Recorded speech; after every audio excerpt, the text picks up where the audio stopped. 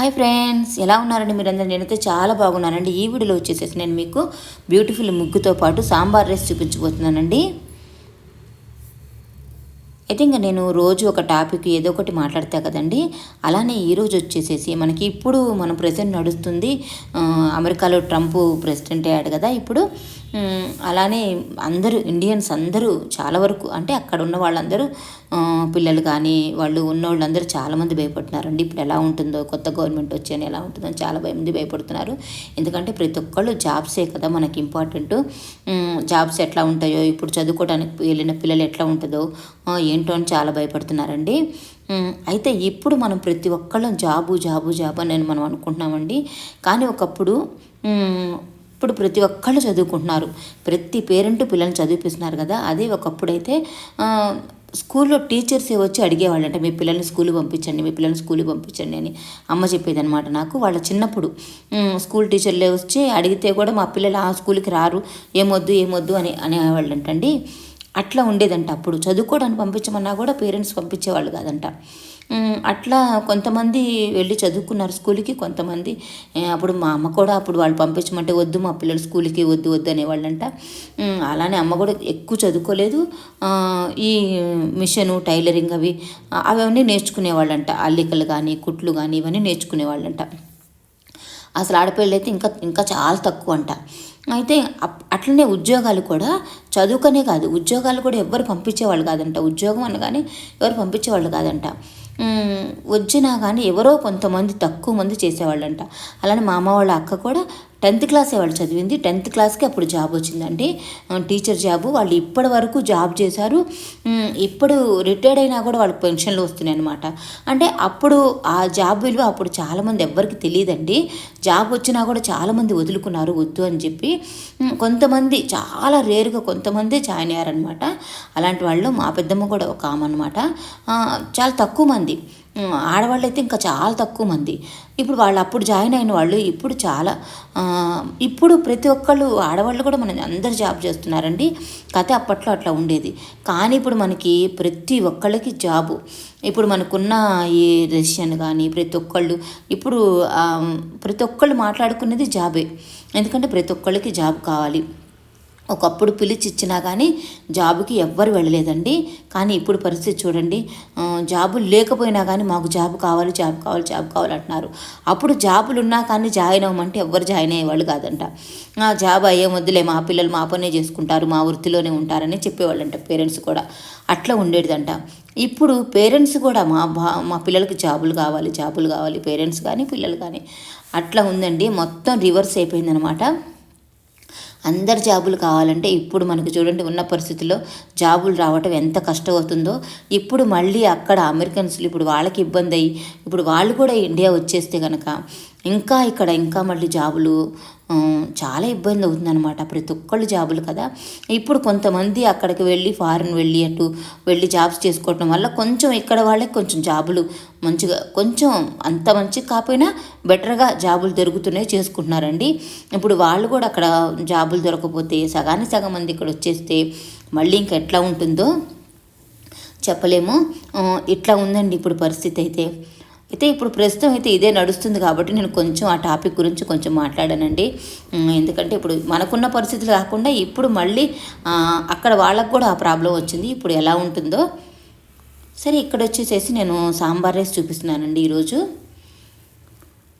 దానికోసం నేను రైస్ అయితే 2 గ్లాసులు తీసుకున్నానండి. అలానే కందిపప్పు కూడా 1 గ్లాసుకి 3/4 గ్లాసు కందిపప్పు తీసుకున్నాను, 2 ముప్పావులు తీసుకున్నానండి. అయితే నేనైతే ఎర్ర కందిపప్పు వాడతాను కాబట్టి అదే వేసుకున్నానండి. మీరు మామూలుగా పచ్చ కందిపప్పు వేసుకోవచ్చు. 3/4 గ్లాసు కందిపప్పు అనమాట. మొత్తం 4 గ్లాసులు అయినాయండి. ఇది శుభ్రంగా కడుక్కోవాలి. బియ్యము కందిపప్పు శుభ్రంగా క్లీన్ చేసుకోవాలన్నమాట. అయితే సాంబార్ రైస్ చాలా ఎక్కువ వాటర్ పోసుకొని చేసుకోవాలండి మెత్తగా రావడానికి. దానికి మసాలాలు కూడా ప్రిపేర్ చేసుకోవాలి, అది కూడా నేను చూపిస్తాను. ఇక్కడ బియ్యము కందిపప్పు అయితే శుభ్రంగా క్లీన్ చేసుకుంటున్నాను. తర్వాత వాటర్ మనం ఇప్పుడు 4 గ్లాసులు తీసుకున్నాం కదండి, 1 గ్లాసుకి 3 గ్లాసులు తీసుకోవాలి వాటరు. ఇప్పుడు మనం 4 గ్లాసులు తీసుకున్నాం కాబట్టి 4 గ్లాసులకి నేను 12 గ్లాసులు అయితే వాటర్ తీసుకుంటున్నానండి.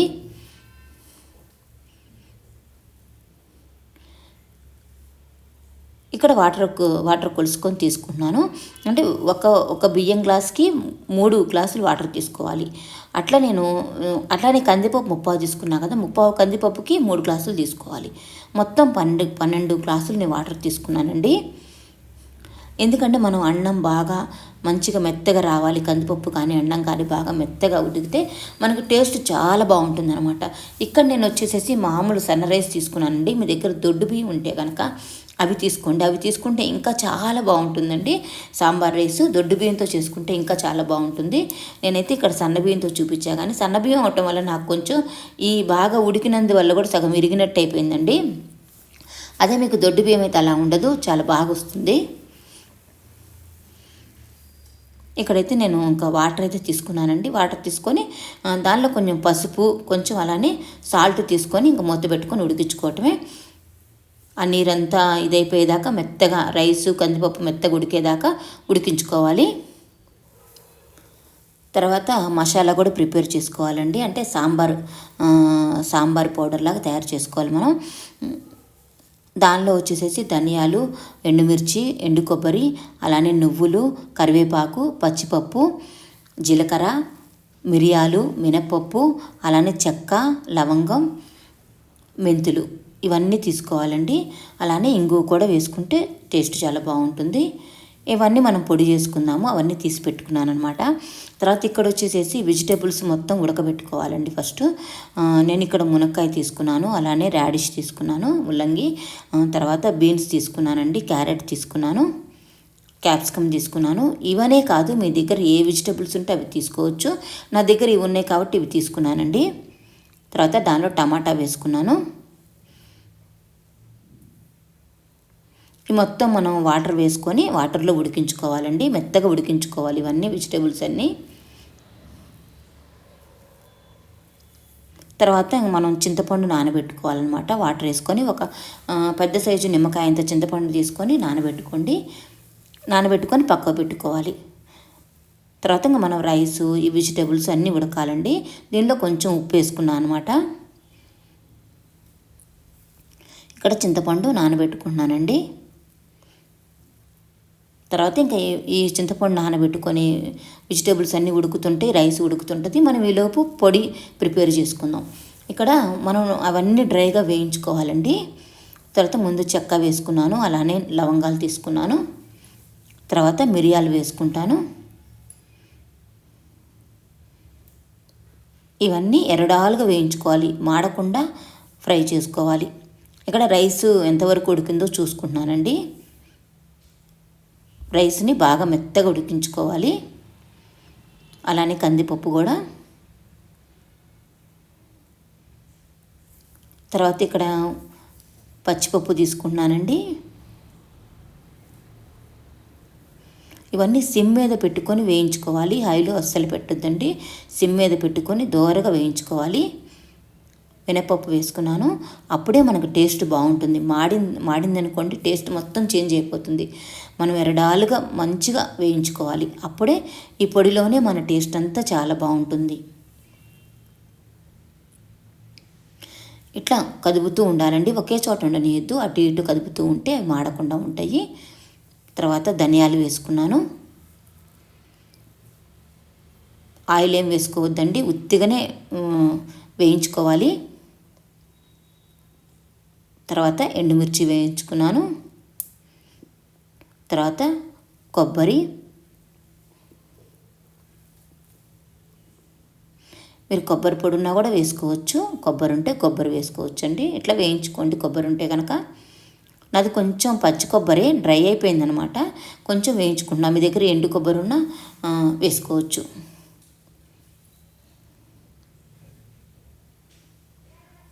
అలానే మెంతులు కూడా వేసుకుంటున్నానండి. తర్వాత జీలకర్ర వేసుకున్నాను. మెంతులు ఎక్కువ వేసుకోవద్దండి, కొంచెం లైట్గా వేసుకోవాలి. ఎక్కువ వేసుకుంటే ఏంటంటే చేదు వస్తుంది అనమాట. అందుకని కొంచెం వేసుకోవాలి. ఎంత ఒక పావు స్పూన్ వేసుకున్నానండి నేను. తర్వాత నువ్వులు కూడా వేసుకున్నాను. ఇప్పుడు మనం చలికాలం కాబట్టి నువ్వులు వేసుకున్నానండి. అదే నేను సమ్మర్ అలాంటి టైం అయితే నువ్వులు ఎక్కువ వేయను. ఇప్పుడు మనకి నువ్వులు వేసుకుంటే మనకి మంచిగా ఉంటుందండి, టేస్ట్ కూడా బాగుంటుంది. కాకపోతే ఇంక మనం ఎండాకాలం అంటే వేడి చేస్తుందని కొంచెం, కాకపోతే లైట్గా తక్కువ వేసుకోవాలి. మనం మెంతులు ఎంత వేసుకుంటామో అంత వేసుకుంటే సరిపోతుందండి. ఇప్పుడు చలికాలం కాబట్టి కొంచెం ఎక్కువ వేసుకున్నా పర్వాలేదు. నువ్వులు వేసుకున్నాను. అలానే తర్వాత కరివేపాకు వేసుకున్నానండి. ఇవన్నీ బాగా డ్రైగా బాగా వేయించుకోవాలి. తర్వాత ఇవి కొంచెం చల్లారనిచ్చి మిక్సీ పట్టుకోవటమేనండి. మిక్సీ పట్టుకొని పొడి చేసుకోవాలి. ఈ పొడితోనే మనకి టేస్ట్ చాలా బాగుంటుందండి. ఈ పొడి ప్రిపేర్ చేసుకొని పక్కకు పెట్టుకోవాలి. దానిలోనే ఇంగువ కూడా వేసుకుంటున్నాను. ఇంగు వేసుకుంటే మన అరుగుదలకి చాలా మంచిదండి. అలానే టేస్ట్ కూడా చాలా కమ్మగా ఉంటుంది, బాగుంటుంది. ఇవన్నీ మిక్సీ పట్టుకొని పొడి చేసుకున్నానండి. పొడి చేసుకొని పక్క పెట్టుకోవాలి. అప్పుడే మంచి స్మెల్ వాసన వస్తుందంటే అప్పుడే గుమ్మగుమ్మలాడుతూ ఉంటుందన్నమాట. చాలా మంచి స్మెల్ వస్తుందండి ఆ పొడి. ఇక్కడ నేను వెజిటేబుల్స్ అన్నీ ఉడుకునియో లేదో చూసుకున్నాను. క్యారెట్ చూసుకున్నానండి. అట్లా మనకి విరిగిపోయి వస్తే కనుక మొత్తం వెజిటేబుల్స్ అన్నీ ఉడికినట్టే. ఇట్లా ఈ మొత్తం ప్రిపేర్ చేసుకొని పెట్టుకోవాలి.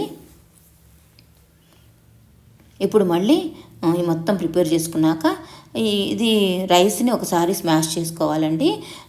మీ పప్పు గుత్తి కానీ ఒకవేళ స్మాషర్ ఉంటే దాంతో కానీ, నా దగ్గర లేదని నేను గెంటితోనే ఇట్లా చేసుకుంటున్నానండి. ఇది మెత్తగా చేసుకొని పక్కకు పెట్టుకోవాలి. ఇప్పుడు ఈ మొత్తాన్ని మళ్ళీ కలిపి మనం ప్రిపేర్ చేసుకోవాలి. దీనిలో నెయ్యి వేసుకోవాలండి. నెయ్యి వేసుకుంటే టేస్ట్ అయితే చాలా బాగుంటుంది.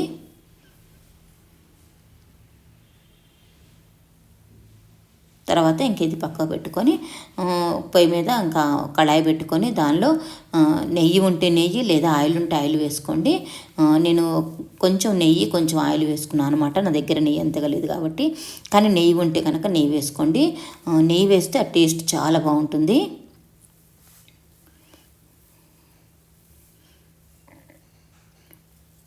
తర్వాత ఇంకా మనం తాలింపులాగా అన్నీ వేసుకోవాలండి. ఆవాలు వేసుకున్నాను. అలానే పల్లీలు, అలానే జీడిపప్పు కూడా వేసుకోవాలండి. ఉంటే వేసుకోండి, లేకపోయినా పర్వాలేదు. జీడిపప్పు ఉంటే వేసుకోండి, పల్లీలు వేసుకున్నా సరిపోతుంది. జీడిపప్పు ఉంటే జీడిపప్పు కూడా వేసుకోండి.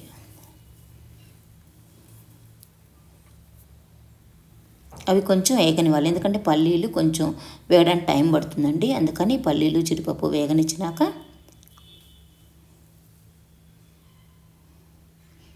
ఎండుమిర్చి వేసుకున్నానండి.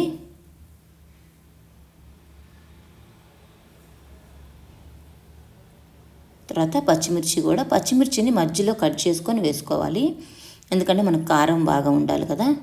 తర్వాత కరివేపాకు కూడా వేసుకున్నాను. మనం చింతపండు వేస్తాం కాబట్టి ఎక్కువే ఉంటుంది కాబట్టి మనం పులుపుకు తగ్గట్టు కారం కానీ ఉప్పు కానీ వేసుకోవాలండి. ఇప్పుడు వెజిటేబుల్స్ అన్నీ మనం బాయిల్ చేసుకున్నాం కదా, ఆ వెజిటేబుల్స్ అన్నీ ఈ తాలింపులో వేసుకోవాలి.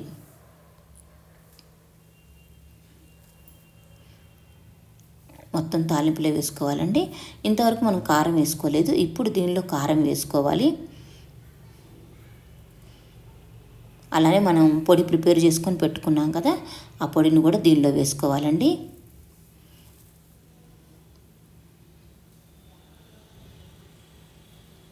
ఆ పొడిని నాకు పొడి మొత్తం వేసేసుకున్నానండి. మనం ఈ పొడి మామూలుగా కూడా మనం ప్రిపేర్ చేసుకొని పెట్టుకుంటే నిలువ ఉంటుందండి. మనం ఎప్పుడైనా సాంబార్ చేసుకున్నప్పుడు ఈ పొడి వేసుకుంటే సాంబార్ చాలా టేస్టీగా ఉంటాయి. సాంబార్ రైస్ చేసుకోకపోయినా విడిగా సాంబార్ చేసుకున్నా కూడా మనం ఈ పొడిని కనుక మనం ప్రిపేర్ చేసుకొని పెట్టుకుంటే, సాంబార్ చేసుకున్నప్పుడల్లా ఈ పొడి ఒక స్పూన్ వేసుకుంటే సాంబార్ చాలా టేస్టీగా ఉంటుందండి. ఇంకా ఆ పౌడర్ అంతా వేసి మొత్తం బాగా మిక్స్ చేసుకుంటున్నానండి.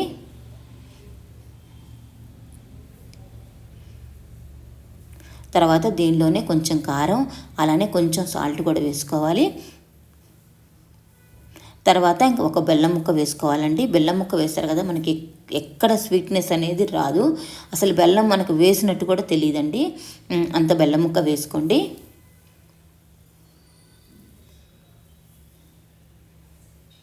తర్వాత ఇంకా కారం కూడా వేసుకుంటాను అనమాట. కారం మనం పులుపు ఉంది కాబట్టి మీరు కారం ఎక్కువ తినేవాళ్ళైతే 2 స్పూన్లు వేసుకోవచ్చు, లేకపోతే ఒక 1.5 స్పూన్ అట్లా వేసుకోవచ్చు అండి.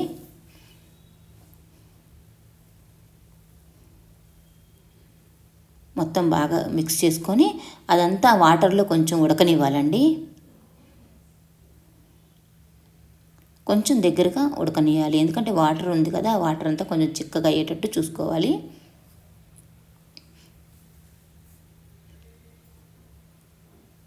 తర్వాత ఇంకా చింతపండు నానేసుకున్నాం కదా, ఆ చింతపండు కూడా మొత్తం తీసేసేసి ఆ గుజ్జు రసం అంతా దీనిలో వేసేసుకుంటున్నానండి. తర్వాత ఇంకో కొంచెం కూడా వాటర్ వేసుకొని చింతపండు ఇట్లా చేసి మళ్ళీ ఆ వాటర్ కూడా దీనిలో వేసుకోండి. ఇప్పుడు కొంచెం సేపు ఆ వాటర్ అంతా దగ్గరగా అయ్యేదాకా కొంచెం సేపు ఉడకనివ్వాలన్నమాట. సాల్ట్ వేసుకున్నానండి. సాల్ట్ మనం రైస్లో కొంచెం వేసుకున్నాం, వెజిటేబుల్స్లో వేసుకున్నాం, అలానే ఇక్కడ కూడా వేసుకున్నామండి. నేను మొత్తం దొడ్డుపే తీసుకున్నాను. చూసారు కదా, నేను ఇంత సాల్ట్ వేసుకున్నానండి. నేను అప్పుడు మళ్ళీ ఒకసారి చూసుకున్నాను అనమాట, పులుపు చూసుకుంటే చాలేదని, పులుపు ఎక్కువ ఉంది, అందుకని మళ్ళీ కొంచెం ఉప్పు వేసుకున్నాను అనమాట. 2 టైమ్స్ చూపించాను ఇక్కడ నేను సాల్ట్ వేసుకోవటం. అలా అంతా నేను ఉప్పు వేసుకున్నానండి, ఎందుకంటే చింతపండు బాగా పులుపు ఉంటుంది కాబట్టి మనకి అంత సాల్ట్ పడుతుంది. నాకైతే కరెక్ట్ సరిపోయిందండి సాల్టు. తర్వాత అదంతా ఉడికించుకున్నాక కొంచెంసేపు ఆ వాటర్ వేసుకున్నాక కొంచెంసేపు ఉడికించుకున్నాక అది తీసుకొని పక్కన పెట్టుకోవాలండి. ఇప్పుడు మనం రైస్ ఉడికించుకున్నాం కదా, ఆ గిన్నె తీసుకొని పొయ్యి మీద పెట్టుకోవాలి. ఈ మనం వెజిటేబుల్స్ అన్నీ దానిలోకి రైస్లోకి వేసుకోవాలి. రైస్ తీసి వెజిటేబుల్స్లోకి వేయొద్దండి, ఎందుకంటే మనం వాటిని వేడి చేస్తున్నాం కదా అడుగున, ఆ వేడివేడి దానిలో వేసేస్తే అన్నం ఏంటంటే గడ్డలు కట్టే అవకాశం ఉంటుంది. అందుకని మనం అన్నం ఉడికించుకున్న దానిలోనే మనం ఉడికించుకున్న ఈ మొత్తాన్ని వెజిటేబుల్స్ని అన్నీ మనం రైస్లో వేసుకోవాలి. రైస్లో వేసుకొని ఇట్లా బాగా మిక్స్ చేసుకోండి, అప్పుడు మనకి రైస్ అనేది ఉండలు కట్టకుండా ఉంటుంది మంచిగా. మొత్తం ఇలా బాగా మిక్స్ చేసుకోవాలండి. దానిలో మళ్ళీ కొంచెం వాటర్ వేసుకొని మళ్ళీ మొత్తం దగ్గరికి అయ్యే వరకు మళ్ళీ కొంచెంసేపు ఉడికించుకోవాలి. మళ్ళీ కొంచెంసేపు ఉడికించుకున్నాక తర్వాత కొత్తిమీర వేసుకొని కొంచెం నెయ్యి వేసుకొని దించేసుకోవటమేనండి, ఇంతే సాంబార్ రైసు. ప్రాసెస్ ఈజీ అనేం చెప్పాను, కొంచెం కష్టం ఉంటుంది కానీ టేస్ట్ అయితే చాలా బాగుంటుందండి. మనం పడిన కష్టం అంతా మర్చిపోతాము, అంత టేస్టీగా ఉంటుంది. ఫ్రెండ్స్, నా వీడియో మీకు నచ్చినట్లయితే నా ఛానల్ సబ్స్క్రైబ్ చేసుకోవడం మాత్రం మర్చిపోకండి. అలానే పక్కనే ఉన్న బెల్ని కూడా ప్రెస్ చేయండి, నా కొత్తగా వచ్చే వీడియోస్ అన్నీ మీకు వస్తాయి. ఇంకా మీ ఫ్రెండ్స్కి రిలేటివ్స్కి కూడా షేర్ చేయండి. వీడియో మీకు నచ్చినట్లయితే ఒక లైక్ ఇవ్వడం మాత్రం మర్చిపోకండి. వీడియో చూస్తున్నారు కానీ లైక్ ఇవ్వడం మర్చిపోతున్నారు.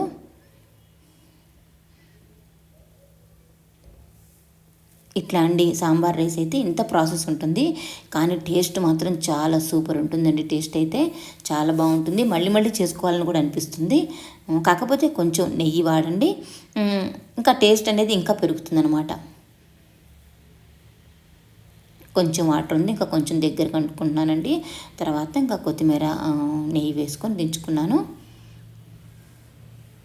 సాంబార్ రైస్ చాలా వరకు అందరు ఇష్టపడతారండి. ఆ సాంబార్ అంటేనే అందరు ఇష్టంగా తింటారు. ఇంకా సాంబార్ రైస్ ఇంకా చాలా టేస్టీగా ఉంటుంది. పైగా మనం వెజిటేబుల్స్ అన్నీ కూడా వేసుకున్నాం కాబట్టి మన హెల్త్ కూడా చాలా మంచిదండి. ఈ పిల్లలు పెద్దలు అందరూ సాంబార్ రైస్ అంటే అందరు ఇష్టం. మనకన్నా కూడా కర్ణాటక, తమిళనాడు వాళ్ళు ఎక్కువగా ఇలా చేసుకుంటారండి. వాళ్ళు చాలా ఇష్టంగా తింటారు సాంబార్ రైస్ని. మన సైడ్ మనం కొంచెం తక్కువే అని చెప్పొచ్చు మనం, ఎందుకంటే సాంబార్ ఎక్కువగా చేసుకుంటుంటాము. కానీ వాళ్ళు ఇట్లా సాంబార్ రైస్ లాగా ప్రిపేర్ చేసుకుంటారండి, అటు సైడ్ ఎక్కువగా చేసుకుంటారు వాళ్ళు. ఇంతే అండి, చాలా చాలా టేస్టీగా ఉండే సాంబార్ రైస్. ఇలా బౌల్లో వేసుకొని స్పూన్తో తింటే చాలా టేస్టీగా ఉంటుందండి. దీనికి అంచుకి నంచుకోవటానికి కూడా ఏమన్నా ఉంటే ఇంకా బాగుంటుంది.